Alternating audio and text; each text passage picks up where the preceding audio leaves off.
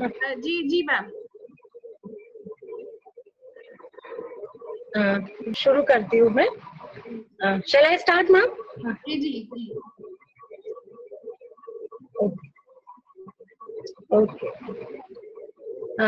मैं शुक्रिया अदा करना चाहूंगी डुग्गर मंच का, जिन्होंने मुझे इस लिहाज से डोगरी भाषा से जुड़ने का मौका दिया, और कोटिशः धन्यवाद करूंगी मैं मोहन सिंह सलाथिया जी का, जिन्होंने डोगरी भाषा को सम्मान दिलाने और उसे मुख्य पटल पर लाने के लिए एक आंदोलन शुरू किया। और इतना ही नहीं, उन्होंने अपने जीवन, अपनी आजीविका, अपने भविष्य की ना सोचते हुए अपनी सरकारी नौकरी भी दांव पर लगा दी। हम सब जानते हैं कि रीजनल भाषाएं जितनी हैं, प्रांतीय भाषाएं हैं, इनका जो साहित्य है वो बहुत ही गहरा, सुदृढ़ और बहुत बहुत रिच है। बहुत उच्च कोटि का साहित्य उपलब्ध है इन भाषाओं में। जरूरत अगर है तो मोहन जी जैसे भाषा प्रेमियों की है, जिन्होंने ऐसे कठिन काज को अपना धर्म बनाया है। मैं शुक्रिया करना चाहूंगी सुधा चतुर्वेदी जी का, जिनके कारण मुझ जैसे लोग जो डोगरी भाषा नहीं जानते, नहीं बोलते, उनको भी इस अमूल्य साहित्य का आनंद मिलने का मौका मिला। क्योंकि वैसे तो हम इसे छूते रह जाते, लेकिन उनके अंग्रेजी अनुवाद करके उन्होंने साहित्य प्रेमियों पर बहुत बड़ा उपकार किया है। मैं अंदाज लगा सकती हूँ कि जब अंग्रेजी में मुझे ये कविताएं इतनी अच्छी, इतनी रोचक और इतनी प्रभावशाली लगती हैं, तो डोगरी भाषा में इन्हें पढ़ना, सुनना और सुनाना कैसा मनोरम लगता होगा। वैसे भी कवि का अपना ढंग और संस्कार होता है। संवेग, संवेदनाएं, भावनाएं और उद्गार तो सभी के मन में बसे होते हैं, लेकिन उनको बयां करने का ढंग, अपनी दास्तान गोई, सबकी, हर कवि की एक अलग अलग संस्कार होते हैं, कैसे वो अपनी बातों को रखता है और आगे लाता है। जहां तक वियोगी जी की बात करें तो उनका सारा जीवन ही जैसे प्रेरणा का एक मूर्त स्वरूप है। हालांकि उनसे मेरा परिचय बहुत ही नूतन और बहुत नया है, लेकिन एक कवि की हैसियत से उन्होंने मुझे बहुत प्रभावित किया है। वो एक अद्भुत व्यक्तित्व के धनी होने के साथ साथ एक होनहार छात्र और एक उम्दा खिलाड़ी रहे अपने जीवन में। उन्होंने डोगरी भाषा में लिखने का निश्चय किया क्योंकि वो उससे जुड़े रहना चाहते थे। एयरफोर्स में काम करते हुए भी उन्होंने डोगरी के प्रति अपने स्नेह और अपने श्रद्धा को कभी कम नहीं होने दिया। अपनी रचना घर के लिए साहित्य अकादमी पुरस्कार पाने वाले प्राय वो सबसे युवा कवि थे।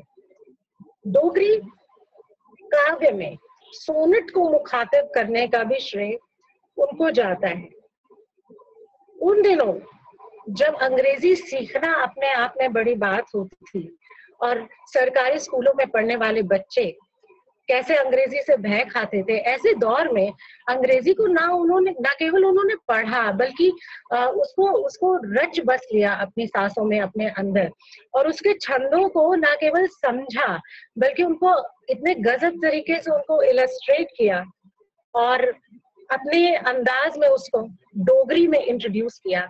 और केवल इंट्रोड्यूस ही नहीं किया, उन्होंने डोगरी को उसको अपने जैसा बना लिया। वियोगी जी की रचनाओं में जीवन का हर रंग दिखता है।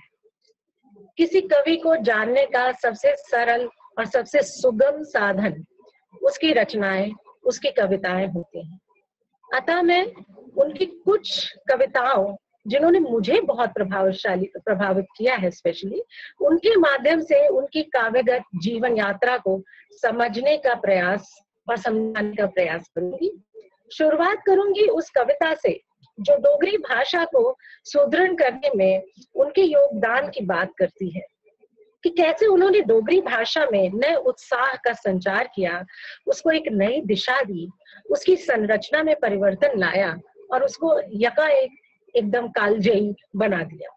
मेटामॉर्फोसिस में वो लिखते हैं, but Kunwar Viyogi with his loaded words and unencumbered calm and velvet tact transplanted at the core new innards and thus created this unchallenged fact.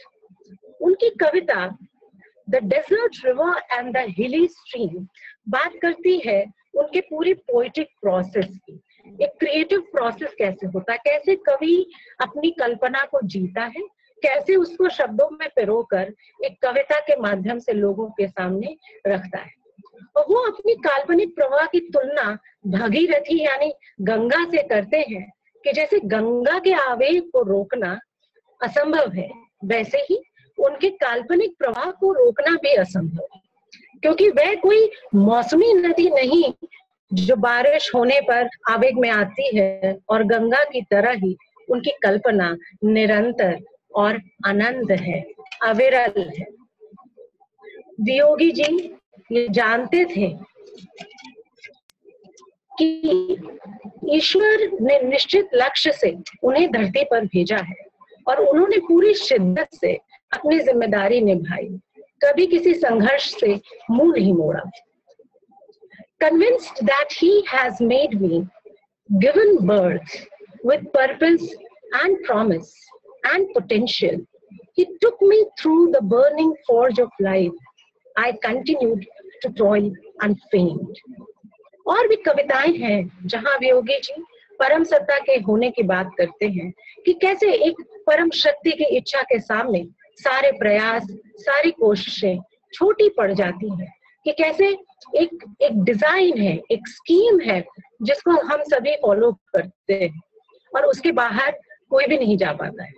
Divine context में वो कहते हैं, existence of a pebble or a straw is covenanted by a central law, a well-contested universal theme, an infinite, all-embracing general scheme. No way the human will or attitudes can alter the predetermined latitudes. इस तरह की philosophical tone भी रचनाओं में मिल जाती है और स्वाभाविक है। एक कवि हृदय हर चीज को टटोलता है, वो संसार के पीछे के इस समीकरण को भी समझने की कोशिश करता है, वैसा ही वियोगी जी ने किया है। दूसरा बड़ा हिस्सा उनकी कविताओं में उन रचनाओं का है जो संबंधों की बात करते हैं, जैसे पिता और पुत्र के बीच का संबंध है, पिता और पुत्री के बीच का संबंध है, या फिर पति पत्नी का संबंध है। सभी पर उन्होंने अपनी रचनाओं में प्रकाश डाला है। अपने पिता के साथ अपने रिश्ते पर बड़ी बेबाकी से वो लिखते हैं। एक कविता है फादर एंड सन, जिसमें वो लिखते हैं, you taught me compromises, I rebelled, we both were like the bulls locking horns, and like the bloody fighting cocks excelled in using beak and claw and like sprayed thorns. ये sonnet एक पिता और पुत्र के बीच की उलझन, एक जो love and hate kind of relationship होती है जब हम नए नए युवा होते हैं, जब हम हर चीज अपनी समझ से ही समझना चाहते हैं, अपने दृष्टिकोण डेवलप करना चाहते हैं, उस उलझन को, उस कशिश को दर्शाती है ये कविता इनकी। और जैसे बर्टोल्ड ब्रेक्ट का एक प्ले है जिसमें वो मदर कराज कहती है कि long long ago a green beginner I thought my self a special case. तो हर कोई जब युवा होता है तो ये जो एक जनरेशन का क्लैश, एक जो परसेप्शन का क्लैश आता है, वो सब इनकी कविताओं में मिलता है। वो कहते हैं आह पापा में कि I had a lofty dream, my each attempt I tailored to this dreams peculiar needs.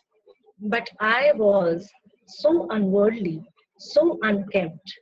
You made a lengthy list of my misdeeds. You never failed to flaunt it to my face and call me family's failure and disgrace.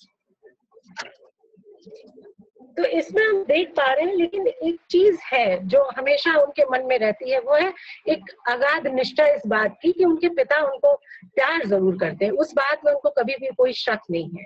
जैसे मैं दो कविताओं को एक साथ रखूंगी। In spite of this unfair taunt and blame, I went ahead and made myself a name. Papa why you fail to appreciate that I was not a zombie insensate. तो एक बच्चे की जो भावना है, जो उद्वेलना है कि वो जो अपने पिता से एक तरह का अप्रिसिएशन, एक आशीर्वाद जो है चाहता है, वो उन्हें नहीं मिल पा रहा है। तो वो उलझन, वो कश्मोकश जो है वो दिखाई दे रही है इन लाइंस में। लेकिन आगे वो कहते हैं कि कैसे उनको इस बात पर बिल्कुल भी कोई शक नहीं है कि उनके पिता उन्हें कितना चाहते हैं।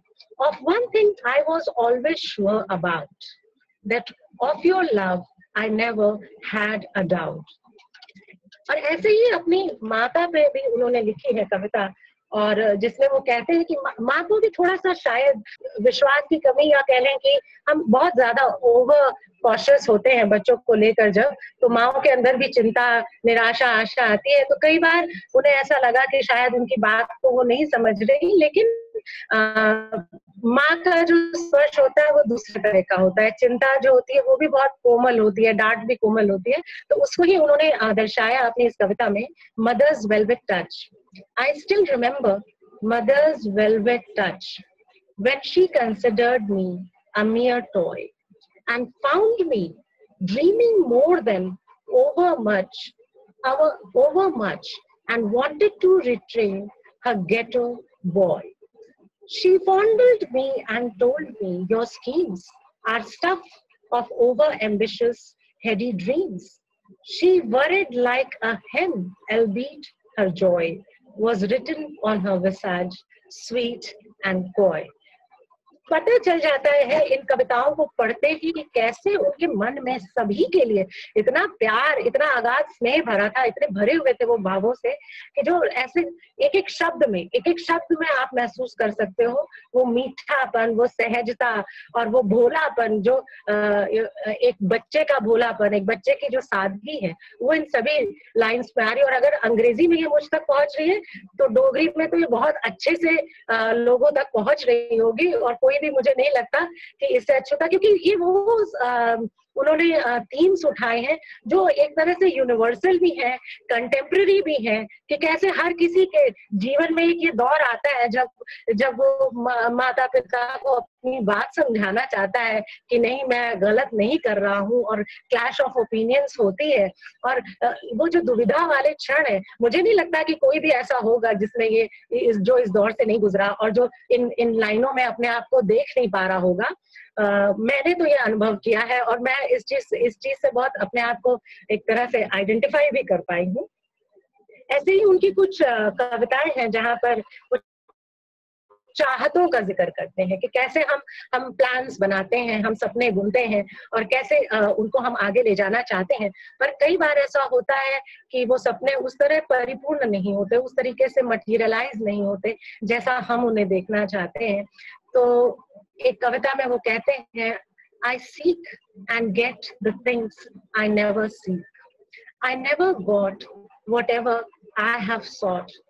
To look for her, I walk along the creek and want her badly, but I find her not. वो कहते हैं ना, man proposes, God disposes. तो sometimes हमारी हर स्कीम जरूरी नहीं है कि वो विधाता की स्कीम से मैच करे, और अलग हो जाती है। कई बार हम वो चीजें नहीं पा पाते हैं, तो लेकिन एक कवि ही ऐसा है जो उसमें भी कुछ पॉजिटिव निकाल लेता है और कविता में उसे पिरो देता है। ऐसा अनुभव मुझे लगता है हम सभी करते हैं कई बार, कि हमारी बातें वैसे नहीं बन पाती जैसा हम चाहते हैं।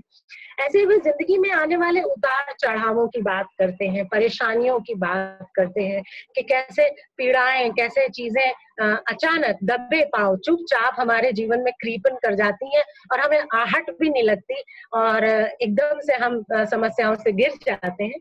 तो वो लिखते हैं, grievances come in innumerable shapes and tie the humans in all sorts of knots. Nobody their cutting edge escape. They are human minds' blindest spots. They enter human bones by furtive means and blast their living marrow to smithereens. कैसे इन परेशानियों से निजात मिले हमें, इसका भी इलाज है वियोगी जी के पास। और वो कहते हैं कि कैसे अगर हम अपना परसेप्शन बदलें और दूसरे की परेशानी को हम अपनी परेशानी के लिहाज से समझ सकें, जैसे हिंदी में कहते हैं कि जाके पैर ना पड़ी बीमारी, वो क्या जाने पीर पर आई। तो जब जब हम उस एहसास से गुजरे, कैसे हम दूसरे के एहसास को अपना एहसास बना पाए, जिस दिन वो काबिलियत हमारे अंदर आ जाएगी तो शायद इस दुनिया में परेशानी की कोई वजह नहीं बचेगी। और वही वो कहते हैं कि grievances can be curbed by empathy, by putting yourself in others' shoes, by looking outwards, forsaking apathy, by sharing the fragrances and the coos, by keeping mind's numerous door ajar, by changing often used I to you, by keeping close to those who are afar, by understanding others' point of view. आज के जो scenario है, जब सब अपना अपना कर रहे हैं, सब अपनी दौड़ में दौड़ रहे हैं, तो मुझे नहीं लगता इससे ज्यादा एप्ट, इससे ज्यादा सटीक कोई कविता आज के दौर में हो सकती है जो इतनी प्रासंगिक हो, इतनी कॉन्टेक्चुअल हो और इतनी कंटेम्प्रेरी वैल्यू रखती हो। मुझे नहीं लगता ऐसी और कोई कविता हमें मिल सकती है। और अंत में बस उनकी एक जो मुझे बहुत पसंद आई, जिसमें वो फ्यूचर हाउस की बात करते हैं कि कैसे वो एक सपना पिरोते हैं कि मैं घर बनाऊंगा, लेकिन शायद वो मुमकिन उतना सफलता से नहीं हो पाता है। तो उसमें वो कहते हैं, when you are next to me to warm my life, I suddenly remember you are far. I want a real home, a real wife, but fear to leave my heart's door ajar. You dwell on past rejections more and more. When I propose to make a home with you, I cannot fully open heart's door for fear of human nature's feckless loom, which sears and impairs and encumbers the future home on past glowing embers. शुक्रिया। बहुत ही सुंदर आपने वर्णन किया और poetry का यही अपना आनंद है। मैं तुंदा बहुत बहुत शुक्रिया करना चाहूँ। तुसे बड़े बरीकी कन्ने ते बड़े खूबसूरती कन्ने तुसे इंदी कविता दा विश्लेषण किया ते खासकर वो मदर्स वेलवेट टच, वो बड़ी सारी कविताएं बड़ी टचिंग है। ते मैं थोड़ा बहुत बहुत शुक्रिया करना चाहां कि तुसे इन्ना अपना टाइम दिता, अपने व्यस्त शेड्यूल दे बावजूद तुसे जेड़ा है ये सारियां कविता, मैं सारी कविता तुसे व्हाट्सएप की थी, पूरी किताब जेड़ी है मैं इन्हें व्हाट्सएप की थी ते इन्हें कुछ 2-4 दिनें च जेड़ा है इतना सुंदर जेड़ा है अपना पर्चा जेड़ा है पेश किया। मैं अब निवेदन करना चाहूंगी श्रीमती सुधा चतुर्वेदी जी से, जो कि धर्मपत्नी है कुंवर वियोगी जी की। मैं उनसे रिक्वेस्ट करूंगी कि वे अपना माइक अनम्यूट कर ले और जो है श्रोताओं से 2-4 शब्द कहें। श्रीमती सुधा चतुर्वेदी जी, और उनके जो व्यक्तित्व है उसके बारे में भी हमें बताएं। सुधा जी, आपका बहुत बहुत स्वागत। नमस्कार। ऑल ऑफ ए सडन आपने मुझे कहा है कि मैं उनके व्यक्तित्व के ऊपर प्रकाश डालूं, तो थोड़ा टाइम देते आप मुझे। आज इतना ही, धन्यवाद। आप बहुत अच्छा कर रहे हैं, धन्यवाद। जी, आपका भी धन्यवाद, बहुत बहुत आपका बहुत बहुत धन्यवाद। आपने इतनी कोशिश करके इनकी कविताओं को सुंदर तरीके से पिरोया और इनकी ट्रांसलेशंस भी करवाई, तभी आज ये आवाज उत्तर प्रदेश तक भी पहुंची है और इसका आनंद जो है वहाँ के कवि और वहाँ के प्रोफेसर्स भी ले रहे हैं। यह बहुत बड़ी उपलब्धि है, हम आपके बहुत बहुत शुक्रगुजार हैं इस बात के लिए। कल आप हमें दोबारा ज्वाइन कीजिएगा और हम आपसे सुनना चाहेंगे आपके जो भी अनुभव रहे हैं कुंवर वियोगी जी के साथ। कल हम आप दोबारा हमें ज्वाइन कर सकती हैं। उनमें निवेदन करंग साड़ी नारी शक्ति मंच दी प्रधान श्रीमती ममता सिंह जी ते धर्मपत्नी and deputy ex deputy CM Shri Nirmal Singh ji भी थोड़ा बहुत बहुत स्वागत है। ਇਹ संस्कृति कोई अगर डुग्गर संस्कृति के बारे में कोई इन्हें पूछना चाहता है तो इनके कोल बहुत सारी जानकारी है। मैं कई बारी इनके कोला पूछनी है, उन तुस अपना वक्तव्य दे। जी ममता जी। बड़ा बड़ा शुक्रिया शालिनी जी, प्रोफेसर शालिनी जी, और अज तुसें जेह्ड़ा एह् दस्सेआ कि वियोगी जी दे बारे च जेह्ड़ा मिगी सुनने च मिलेआ किन्नियां उंदी श्रीमती जी ने उत्तर प्रदेश क्या पूरे हिंदुस्तान दे बिच उ'नें एह् जेह्ड़ियां किताबां सारे गी पढ़ने गी मिला दियां न, खासकर जेह्ड़े काव्य दी और साहित्य कन्नै जुड़े दे।